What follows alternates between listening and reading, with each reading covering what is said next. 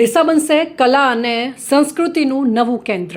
₹21 કરોડના ખર્ચે અર્બન હાટનું ખાતમુહૂર્ત કરતા મંત્રી પ્રવીણભાઈ માળી અને મંત્રી સ્વરૂપજી ઠાકોર। બનાસકાંઠાના હસ્તકલા કારીગરોને મળશે વૈશ્વિક પ્લેટફોર્મ। ડીસામાં આકાર લેશે ભવ્ય અર્બન હાટ।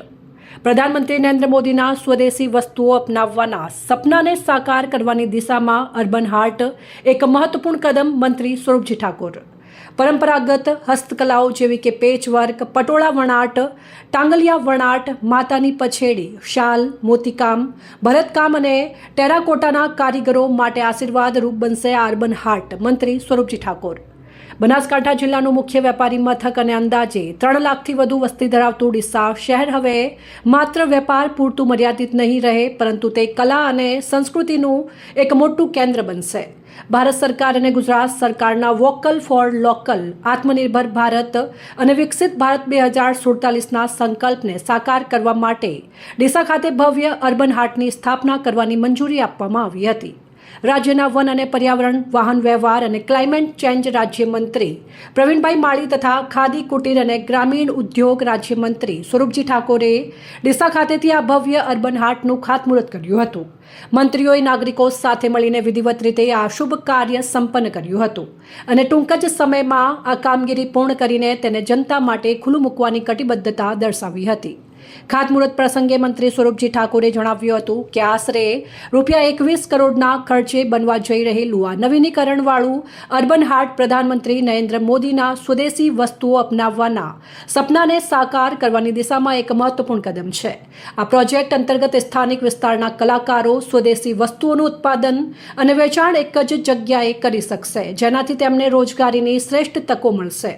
તેમણે જણાવ્યું કે આ હાટના માધ્યમથી મોટી સંખ્યામાં લોકો જોડાશે, જેનાથી સ્થાનિક લોકોને આર્થિક રીતે પગભર થવામાં મોટી મદદ મળશે અને સમગ્ર વિસ્તારના આર્થિક વિકાસને નવી ગતિ મળશે। આ અર્બન હાટ બનાસકાંઠા જિલ્લાની પ્રસિદ્ધ અને પરંપરાગત હસ્તકલાઓ જેવી કે પેચવર્ક, પટોળા વણાટ, ટાંગલિયા વણાટ, માતાની પછેડી, શાલ, મોતીકામ, ભરતકામ અને ટેરાકોટાના કારીગરો માટે આશીર્વાદરૂપ બનશે અને તેમને પોતાના હકનું બજાર પૂરું પાડશે। તેમણે જણાવ્યું કે વડાપ્રધાન શ્રી નરેન્દ્રભાઈ મોદી અને મુખ્યમંત્રી ભૂપેન્દ્રભાઈ પટેલના સક્ષમ માર્ગદર્શન હેઠળ ગ્રામીણ કલાકારોની વર્ષોની તપસ્યા અને અજોડ કૌશલ્યને વૈશ્વિક સ્તરે પહોંચાડવા માટે આ પ્રોજેક્ટ ખૂબ જ ઉપયોગી સાબિત થશે। સ્થાનિક કારીગરોને પ્રોત્સાહન આપતી આવી સુંદર વ્યવસ્થા ઊભી કરવા બદલ મંત્રીઓએ સરકારનો આભાર વ્યક્ત કર્યો હતો। ઉલ્લેખનીય છે કે ગુજરાત સરકારના ઉદ્યોગ અને ખાણ વિભાગ, હસ્તકના કમિશનર, કુટીર અને ગ્રામોદ્યોગ દ્વારા અંદાજે ₹21 કરોડના ખર્ચે આ અત્યાધુનિક પ્રોજેક્ટનું નિર્માણ હાથ ધરવામાં આવશે, જે સમગ્ર વિસ્તાર માટે સીમાચિહ્ન રૂપ સાબિત થશે। ડીસા શહેર ભૌગોલિક રીતે વ્યૂહાત્મક સ્થાન ધરાવે છે, જ્યાં સ્થાનિક જનતા ઉપરાંત પડોશી રાજ્ય રાજસ્થાનથી પણ મોટી સંખ્યામાં ગ્રાહકો ખરીદી માટે આવે છે। આ વધતી માંગ અને બજારની ક્ષમતાને ધ્યાનમાં રાખીને હસ્તકલાના કારીગરોને કાયમી પ્લેટફોર્મ પૂરું પાડવા માટે અહીં અર્બન હાટની આવશ્યકતા ઊભી થઈ હતી। આ આધુનિક હાટમાં કારીગરો અને મુલાકાતીઓની સગવડતા માટે પાકા સ્ટોલ, સ્વાદિષ્ટ વાનગીઓ માટે ફૂડ સ્ટોલ, મલ્ટીપર્પઝ હોલ, રહેવા માટે ડોર્મેટરી અને વિશાળ પાર્કિંગ જેવી અત્યાધુનિક સુવિધાઓ ઉપલબ્ધ કરાવવામાં આવશે। આજે ડીસા ખાતે અર્બન હાટનું ખાતમુહૂર્ત કરવામાં આવ્યું છે। આશરે 21 કરોડના ખર્ચે ડીસા ખાતે અર્બન હાટ બનવા જઈ રહ્યું છે।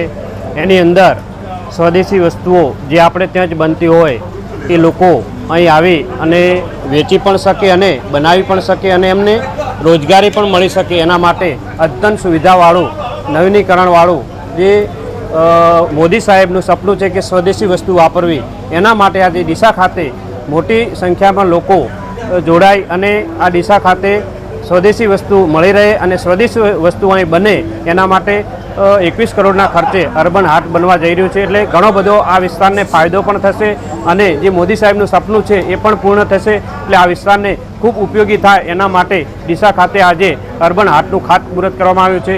એમાં ઘણા બધા પ્રવીણભાઈ અમારા સાથી મિત્ર સાથે રહી અને ઘણા બધા લોકો અહીંના ભારતીય જનતા પાર્ટીના તમામ આગેવાનો સાથે રહી અને ખાતમુહૂર્ત કરવામાં આવ્યું છે અને ટૂંક સમયની અંદર અહીં મોટું આ હાટ બની અને લોકોને ખૂબ જ ઉપયોગી થશે અને રોજગારી માટે પણ ઉપયોગી થશે।